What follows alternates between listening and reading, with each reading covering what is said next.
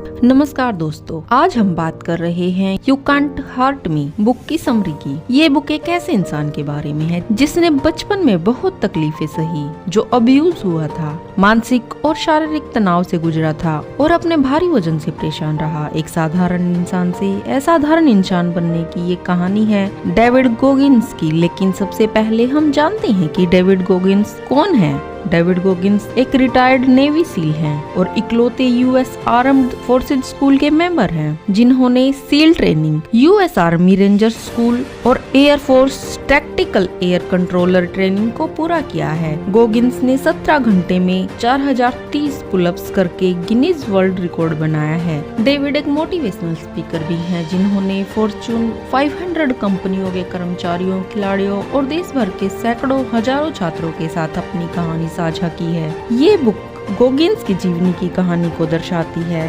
कैसे self discipline, mental toughness और hard work से एक नाजुक इंसान कैसे अमेरिका का सबसे फिटेस्ट एथलीट बन गया। इस बुक में 11 चैप्टर्स दिए गए हैं और हर चैप्टर के अंत में एक चुनौती दी गई है, जिसे फेस करके आप अपने जीवन में और बेहतर कर पाएंगे। तो चलिए समरी को शुरू करते हैं। चैप्टर 1, मुझे एक स्टैटिस्टिक होना चाहिए था। गोगिंस का बचपन दूसरे बच्चों की तरह नहीं था, जैसे दूसरे बच्चे हंसते खेलते मजे से बचपन को जीते हैं, पर डेविड को ऐसा बचपन नहीं मिला। उसके पिता उन्हें बहुत अब्यूज करते थे। वो अपने पिता के पास एक गुलाम की तरह रहते थे। उनके पिता हिंसक थे।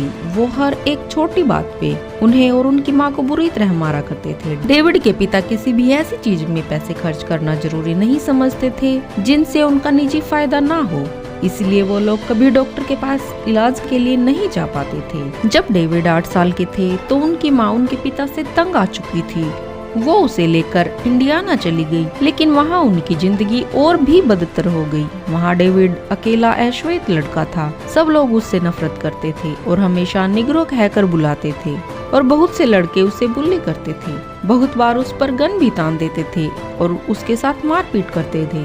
अपने पिता के हाथों झेले अब्यूज के कारण डेविड को ट्रॉमा के सिम्टम्स आने लगे। वो हकलाने लगे।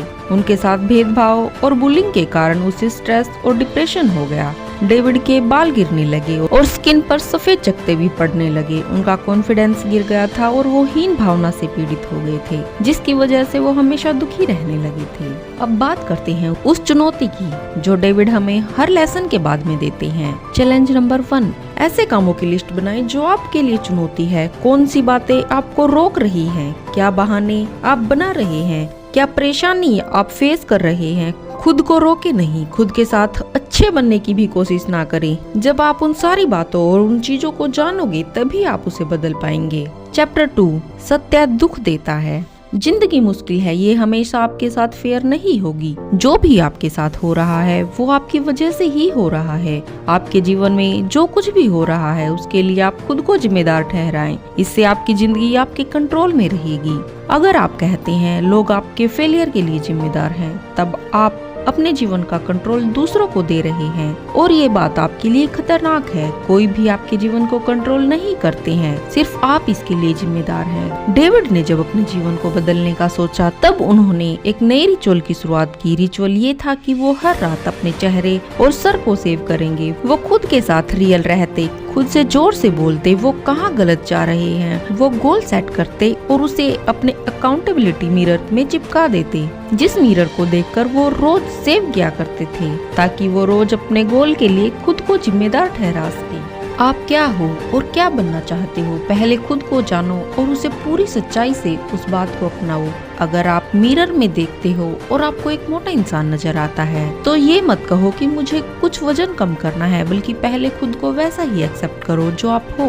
अब कदम उठाओ खुद को बदलने की तरफ, यानी एक्सरसाइज करना, रनिंग करना शुरू करो। खुद को चैलेंज करो और एक पर्पज के साथ एक्शन लेना शुरू करो। चैलेंज नंबर 2, अपनी इनसिक्योरिटीज, ड्रीम्स, गोल्स को एक कागज पर लिखो और मिरर पे चिपका दो। जो बदलाव लानी है उसे जानो और खुद को याद दिलाओ कि अभी और सीखने की जरूरत है। चैप्टर नंबर 3, असंभव कार्य। डेविड ने खुद को डिस्कम्फर्ट खोजने में ट्रेन किया। डेविड जब तक अपने स्टैंडर्ड पर खरे नहीं उतरते तो वो अकाउंटेबिलिटी मिरर को फेस कैसे करते। इसीलिए ये चीजें उन्हें ट्रैक पे बनाए रखने में मदद करती रही। रोज अकाउंटेबिलिटी मिरर को फेस करना, खुद को फेस करना उन्हें हमेशा अनकंफर्टेबल सिचुएशन से लड़ने के लिए प्रेरित करता रहा। वो और टफ होते गए और अपने गोल को अचीव करते गए। हम हमेशा से यही सुनते आए हैं कि दुख अच्छा नहीं होता है, सुख की जिंदगी जियो। यहाँ तक कि मरने के बाद भी लोग स्वर्ग की कामना करते हैं, पर सच बात ये है कि मरे बिना स्वर्ग भी नहीं मिलता। तो इससे ये समझिए कि खुद को अनकंफर्टेबल सिचुएशन में डालना सीखें। लोहा तपेगा नहीं तो ढलेगा कैसे। इसीलिए गोगिन्स कहते हैं कि हमें अनकंफर्टेबल सिचुएशन से प्यार करना चाहिए। कुछ ऐसी चीजें ढूंढे जिसे करना मुश्किल हो और इसका सामना करके आप भी टफ बनते जाएंगे। लगातार प्रयास करके अपने कंफर्ट जोन से बाहर निकलते जाएं। चैलेंज नंबर 3, अपनी डायरी में उन बातों को लिखना शुरू करें जो आपको करना पसंद नहीं है, आपको अनकंफर्टेबल बनाती है, पर वो बातें, वो चीजें करना आपके लिए अच्छी हैं। चैप्टर 4, आत्माओं को वश में करना। जीवन में जो कुछ भी होता है वो आपका माइंड गेम है। इस चैप्टर में डेविड अपनी सील ट्रेनिंग की हेल वीक के बारे में बताते हैं, जो शारीरिक तौर पे मजबूती परखने के साथ साथ मानसिक रूप से कितना मजबूत है उसकी भी कसौटी लेता है। Seal training recruits physically strong होते हैं, पर हेल वीक ऐसे बनाया गया है जिसमें पार्टिसिपेंट्स की कैरेक्टर, डिटर्मिनेशन, मेंटल स्ट्रेंथ को परखा जाता है। डेविड के हिसाब से उनकी टीम को ऊपर उठाने के लिए और उसमें नया जोश भरने के लिए टेकिंग सोल कॉन्सेप्ट बहुत जरूरी था। ट्रेनिंग के दौरान एक इंस्ट्रक्टर डेविड और उनकी टीम के प्रति बहुत रूड थे, पर डेविड टीम लीडर होने के नाते बहुत मेहनत करते ताकि वो अपनी टीम के सामने कमजोर न पड़े और टीम को प्रेरित करते रहें। उसी दौरान डेविड के घुटने में चोट लग गई थी, पर वो रुके नहीं। वो अपनी ट्रेनिंग को पूरा करते गए और अपनी टीम को हर रेस जिताते गए। चैलेंज नंबर 4, आपके सामने कोई भी कंपटीशन हो या कोई व्यक्ति हो, ऐसा कोई शिक्षक हो, कोच हो, बॉस हो या कोई ग्राहक हो, इससे कोई फर्क नहीं पड़ता, बल्कि उनसे सम्मान पाने का और बाजी को पलटने का एक ही तरीका है, वो है अपने काम में बेहतरीन प्रदर्शन करते रहना। चैप्टर 5, कठोर मन। हेल वीक इस तरह से डिजाइन किया जाता है कि ये बताया जा सके कि इंसान उसकी सोच से कहीं ज्यादा करने की अक्षमता रखता है। ये मानवीय क्षमता की संभावना के प्रति आपके दिमाग को खोलता है और उसके साथ आपकी मानसिकता में भी एक बदलाव लाता है। आपको इसके बाद ज्यादा ठंडे पानी से या पूरे दिन पुशअप्स करने से डर नहीं लगता। आपको एहसास होता है कि फर्क नहीं पड़ता वो आपके साथ क्या करते हैं, वो कभी आपको तोड़ नहीं सकते। वो हर कठिनाई को झेलने की मानसिकता पा चुका होता है और इसी को डेविड आर्मोंड माइंडसेट कहते हैं। आर्मोंड माइंडसेट इंसानी दिमाग को कठोर और मजबूत बना देता है। हेल वीक के दौरान डेविड का पांव टूट गया था और उसके इंसान बहुत ही क्रूअल थे। वो कभी नहीं चाहते थे कि डेविड हेल वीक पूरा कर सके, पर डेविड इन सब से रुके नहीं। वो चुनौतियों को अपनाते चले गए और चुनौतियों को बहुत पसंद करते थे। उनके परफॉर्मेंस दिन प्रतिदिन बेहतर होती जाती थी। डेविड कहते हैं, दर्द को ऐसे अपनाओ जैसे कि वो एक नेचुरल प्रोसेस हो और कभी हार न मानो। आप जिस भी फील्ड में हो उसे पूरी मेहनत और लगन लगाकर उसे बेहतर बना दो। आपकी डिसएडवांटेज आपके जीवन को और भी ज्यादा बेहतर बनाएंगे। चैलेंज नंबर 5, उन चीजों के बारे में सोचो जिन्हें आप बदल सकते हो। एक लक्ष्य बनाओ और उसे महसूस करें कि जब वो पूरा हो जाएगा तब कैसा महसूस होगा। लक्ष्य के साथ रास्ते में आने वाले उन कठिनाइयों की भी सोचो और उसे आप कैसे पार करोगे उन सभी को विजुअलाइज करो। चैप्टर 6, यह एक ट्रॉफी के बारे में नहीं है। इस चैप्टर में डेविड एक मेथड के बारे में बताते हैं जिसे वो कुकी जार मेथड कहते हैं। ये एक ऐसी टेक्निक है जिसमें वो अपने अतीत के सफलता अचीवमेंट्स की लिस्ट बनाने को कहते हैं और लिस्ट को तब याद करने को कहते हैं जब आप किसी मुश्किल दौर से गुजर रहे हो। ये आपको याद दिलाता रहेगा कि आप पहले भी कितनी परेशानियों को पार कर चुके हो और सफल हुए हैं। ये कुकी जार जो आपकी सभी अचीवमेंट की लिस्ट है हमेशा आपको मोटिवेट करता रहेगा। चैलेंज नंबर 6, अपने कुकी जार के लिए कुछ सामान इकट्ठा करें। अपनी पिछली सभी जीत, हर सफलता, फर्क नहीं पड़ता वो कितनी छोटी या कितनी बड़ी थी, ना सिर्फ उपलब्धि बल्कि वो मुसीबतें भी जिन्हें आपने दूर किया है। सबसे शक्तिशाली उपकरण हमारे पास है, वो है हमारा मन।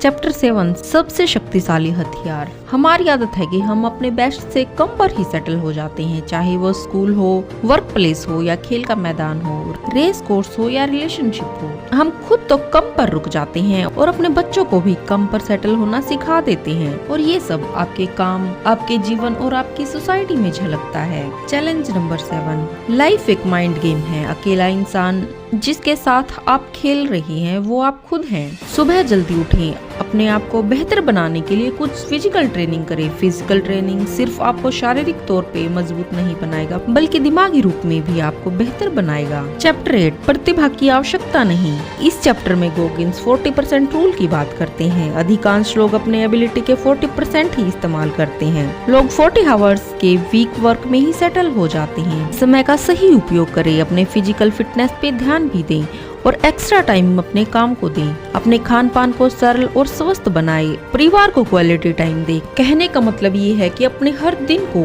एक 24 घंटे के मिशन की तरह बनाएं। ज्यादातर लोग अपने दिन के 4-5 घंटे ऐसे ही बर्बाद कर देते हैं। अगर आप उस समय को जान पाएं और उसे सही इस्तेमाल करें तो आप अपनी प्रोडक्टिविटी बढ़ा पाएंगे। चैलेंज नंबर 8, इस चैलेंज में गोगिंस एक 3 वीक का चैलेंज देते हैं। पहले वीक में सारे सप्ताह के कामों की लिस्ट बनाएं और ये लिखें कि किस में कितना वक्त लगाने वाले हैं। दूसरे सप्ताह में हर काम को 15 से 30 मिनट के टाइम ब्लॉक में बांट दें और जिस वक्त जो काम कर रहे हैं उस वक्त उस काम पर पूरा ध्यान दें। तीसरे सप्ताह में आपके पास एक वर्किंग शेड्यूल होना चाहिए जो आपकी एबिलिटी को बहुत गुना बढ़ाए और इससे आपकी नींद में भी कोई अड़चन न आए। चैप्टर 9, असामान्य के बीच असामान्य। जिंदगी एक चलते रहने वाला गेम है। इसमें हम हर दिन या तो बेहतर हो रहे हैं या फिर बेकार हो रहे हैं। सफर में मिल रहे हर छोटी बड़ी जीत को सेलिब्रेट करें और फिर नए गोल और नए रूटीन बना लीजिए। उसे पाने के लिए शुरुआत कीजिए। चैलेंज 9, अपने आसपास के लोगों से बेहतर होने के लिए जो हो सकता है वो करें, और अगर आप पहले से ही बहुत अच्छा कर रहे हैं तो नंबर 1 बनने की तैयारी में लग जाएं। चैप्टर 10, असफलता का अधिकार। गोगिंस डेल्टा ट्रेनिंग पास करने वाले थे पर वो चूक गए क्योंकि उनका ध्यान थोड़ी देर के लिए भटक गया था, और इसके बाद पुलअप्स लगाकर वर्ल्ड रिकॉर्ड बनाने में जब वो फेल हुए तो आफ्टर एक्शन रिपोर्ट बनाने में लग गए। कोई काम करने के बाद उसे एनालाइज जरूर करें, फर्क नहीं पड़ता उसमें आप सफल हुए या असफल हुए, ये आपको एक नई दिशा दिखाएगी। असफलता भविष्य में मिलने वाली सफलता के लिए एक स्टेपिंग स्टोन का काम करता है। ज्यादातर लड़ाइयाँ हमारे दिमाग में हारी या जीती जाती हैं। जब हम अपने आप में होते हैं तब हम अकेले नहीं होते, हमारे विचार हमारे साथ होते हैं। इसलिए अपने विचारों पर नियंत्रण रखें। ध्यान दें कहीं कोई विचार आपको बर्बाद ना कर दे। चैलेंज नंबर 10, अपनी सारी फेलियर्स लिखें। अपनी फेलियर से आने वाली सारी पॉजिटिव चीजें लिखें। उन चीजों की लिस्ट बनाएं जिसे आप वापस से सुधार सकते हैं। ये आपका आफ्टर एक्शन रिपोर्ट होगा जो आपकी असफलता को सफलता में बदलेगा। चैप्टर 11, क्या होगा अगर। बुद्धा कहते हैं कि लाइफ एक सफरिंग है। गोगिंस भी इस बात को समझते हैं और आप भी इस बात को जानते होंगे। जीवन में बने रहने के लिए हमें कई परेशानी, उदासी, टूटे सपने, बेइज्जती जैसे चीजों का सामना करना पड़ता है और यही जीवन का नियम है। हर जीव अपने साथ अपने हिस्से का दुख लेकर आता है। आप इस बात को नकार नहीं सकते, ना ही रोक सकते हैं, पर जरूरी है आपकी सोच। आप खुद के बारे में क्या सोचते हो, कैसी सोच लेकर आप रोज उठते हो और सोने जाते हो। चैलेंज नंबर 11, जब भी आप किसी बात से परेशान होकर हार मानने की सोचे तो पहले खुद से पूछे, क्या हो अगर मैं हार ना मानूं? क्या हो अगर मैं सभी बाधाओं को नकार दूं? क्या हो अगर मैं खुद को पुश करता रहूं? और फिर देखिए आपका सेल्फ आपसे क्या कहता है। फिर आप एक डिटरमाइंड माइंडसेट के साथ हर मुश्किल को पार कर जाएंगे। इस व्हाट इफ वाले अप्रोच को अपने जीवन के हर क्षेत्र में इस्तेमाल कर सकते हैं। मुझे उम्मीद है कि ये समरी आपको पसंद आई होगी और आपने खुद को शक्तिशाली बनाने के लिए बहुत सी चीजें सीखी होंगी। किस चैलेंज को आप अपनी लाइफ में एक्सेप्ट करेंगे, कमेंट करके हमें जरूर बताएं। वीडियो को लाइक, शेयर और चैनल को सब्सक्राइब करना ना भूलें। मिलते हैं नेक्स्ट ऑडियो बुक के साथ। तब तक अपना ख्याल रखें, खुश रहें, मस्त रहें।